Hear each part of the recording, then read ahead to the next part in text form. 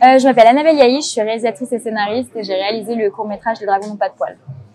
Alors Jean-François Gillard, moi je suis belge et je suis vice-président de l'Association européenne de psychologie sapeurs-pompiers.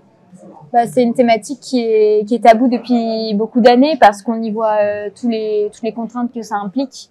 Des personnels en situation de fatigue opérationnelle, fatigue au travail. On voit ça comme une perte et surtout comme peut-être un sentiment d'échec de notre travail en tant que cadre, que manager. Mais en réalité, il y a énormément de notions qui rentrent en compte, qui sont bien loin d'être que celles-ci. Et en prenant en compte le bien-être psychologique et l'épuisement opérationnel chez les sapeurs-pompiers, en réalité, on rend notre service opérationnel bien plus efficace. Et puis on en fait aussi un lieu de travail et de vie bien plus adéquat et bien plus agréable pour tout le monde. Aujourd'hui, on a besoin de sapeurs-pompiers, on ne pourrait pas faire sans les sapeurs-pompiers.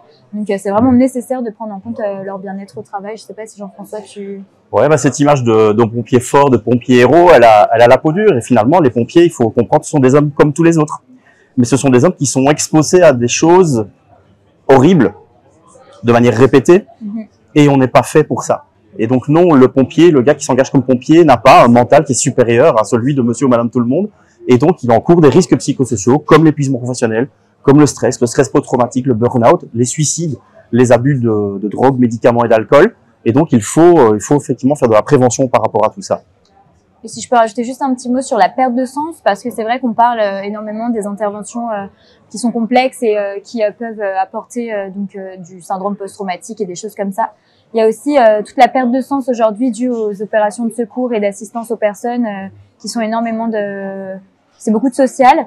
Le problème, c'est qu'il faut, je pense, revaloriser les pompiers sur ces missions-là, leur dire que on a besoin d'eux, que ce qu'ils font, c'est bien, et un peu leur remontrer que être un héros, ce n'est pas toujours aller éteindre des flammes, mais aussi répondre à la personne qui nous appelle quand personne d'autre ne répond.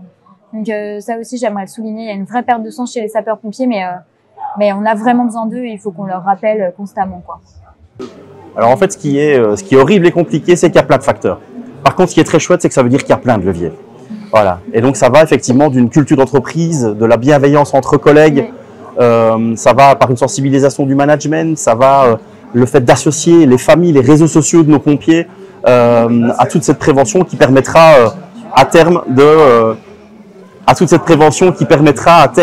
finalement d'avoir des pompiers qui font une carrière longue, heureuse et sans souci. Alors, moi, je suis pompier depuis très très peu. Je me suis engagée en tant que volontaire, mais à mon échelle, plutôt en tant que réalisatrice et scénariste.